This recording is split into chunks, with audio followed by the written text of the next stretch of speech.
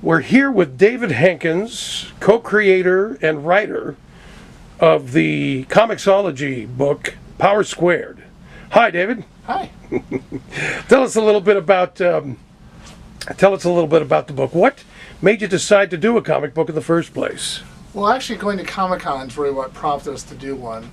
We've been going to Comic-Con for 5 or 6 years by that time, and we started out just going on the floor for a day, and then we started, there's panels, there's people we want to see, and so you go to panels and watch, learn about people and what they do, and it was like, it'd be kind of cool to be on a panel, and right. How could we do that? Well, if we actually made a comic book, maybe we could be on a panel.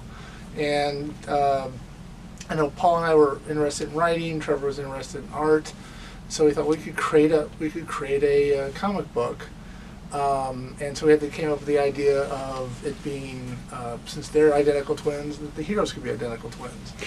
Yeah, now I'll say a little more about that, because that's a real interesting point about the concept behind Power Squared. The co-creators, along with you here, are your sons, who are in fact identical twins. So tell us exactly, as well as quickly as you can, as concisely as you can, what Power Squared is about. It's about Marty and Eli Powers, who are college-aged brothers who discover while they're at college that they had been granted powers when they were younger. And there are people that know they have these powers and want to take those powers away from them. Okay. Would now be a good time to describe the powers that they're discovering in the book?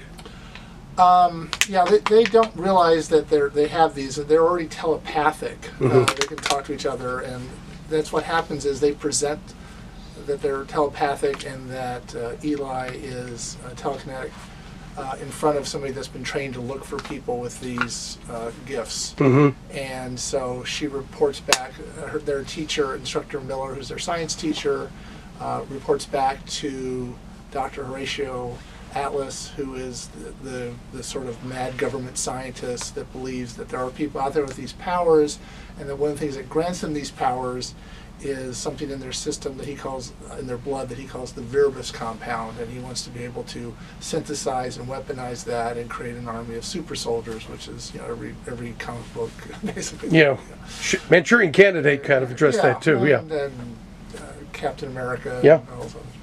Yeah, I like how in the book it's the boys sort of take some of these things for granted. Like I remember one where Marty, I think it's Marty, is spinning the pencil, is manipulating the pencil.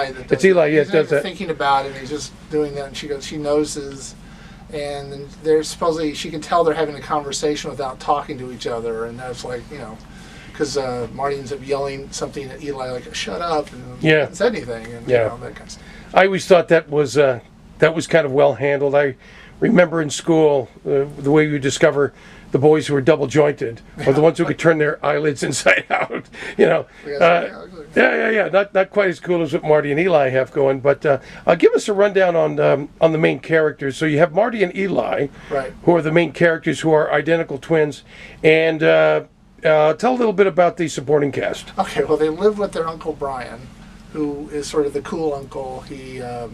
He plays guitar, which is something that Marty's interested in, and he can draw, and he's teaching Eli some drawing techniques, mostly to help them meet girls as part of it too.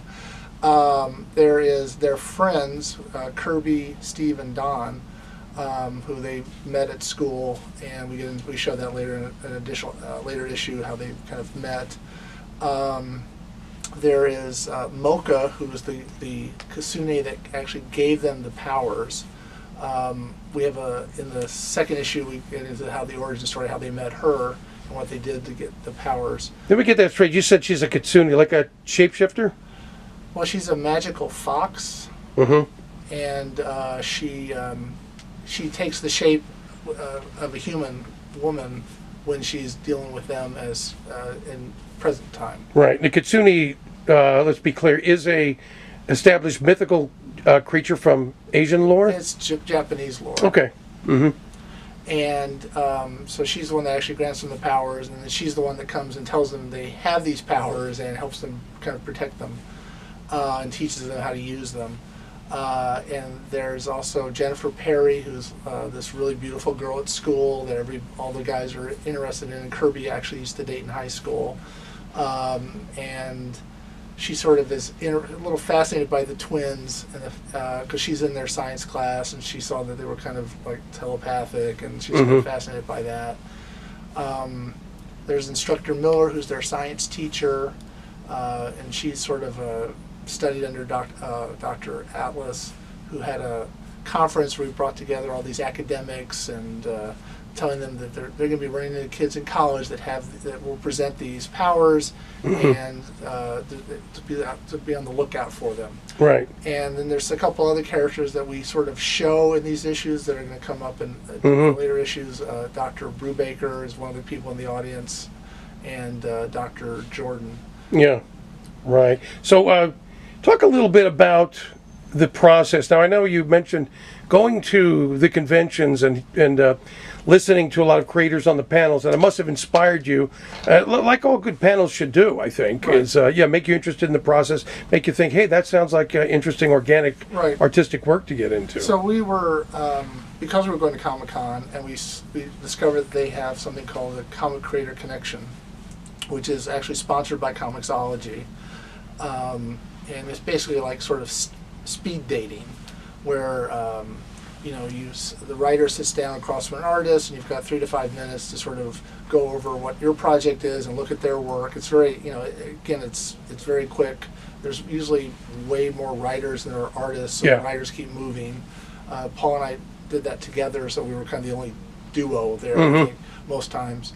And you basically sit and you talk, and you kind of, do you want to work with this person? And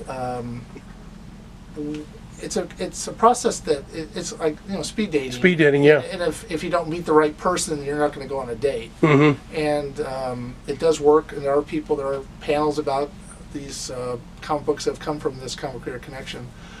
For us, we just never actually found the right girl. Was it your experience that you found more artists that you liked, or artists that you thought their style was inappropriate?